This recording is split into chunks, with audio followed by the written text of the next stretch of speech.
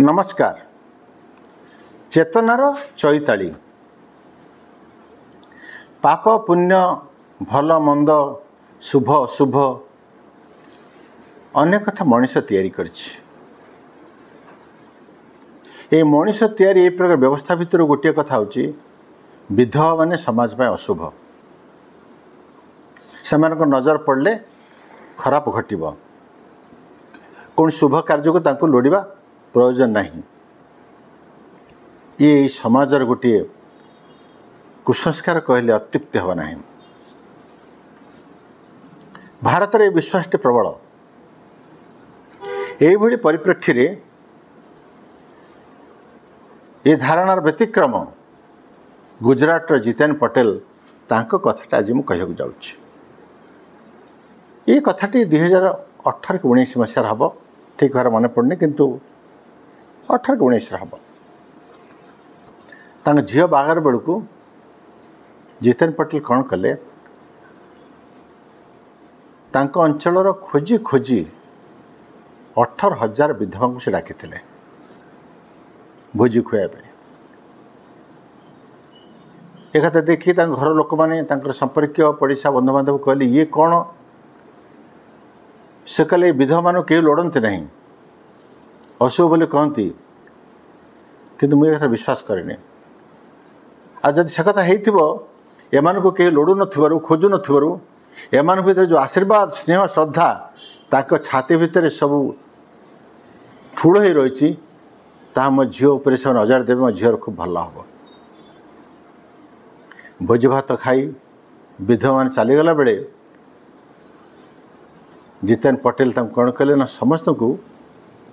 गोटे गोटे फलंती गछ काश्मीर जो पश्मीना साल कहते बहुत दामी साल से साल एवं आउ किसी उपढौकन मध्य देले किंतु सबुठ भल उपढौकन देते 500 लोक 500 विधवा को जो अत्यंत दरिद्र थे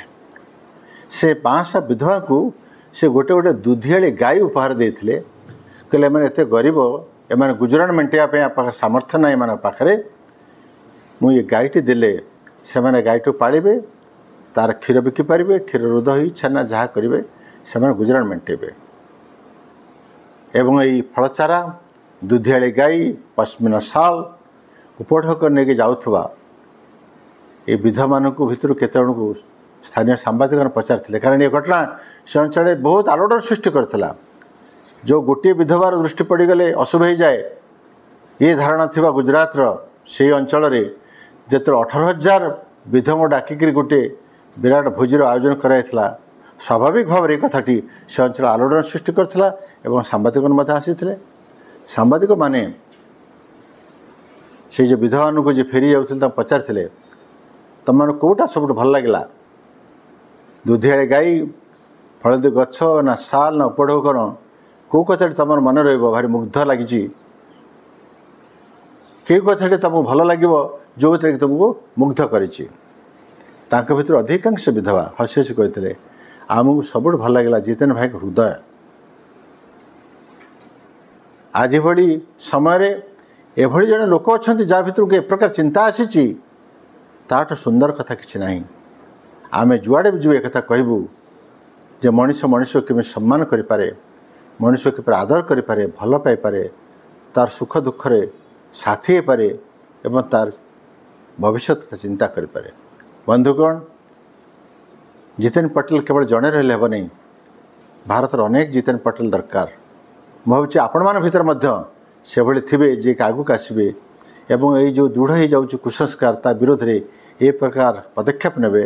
जाफल सबू मनीष समान ये चिंताधारा फलवती हम एवं यथार्थ प्रतिपादित हम। धन्यवाद।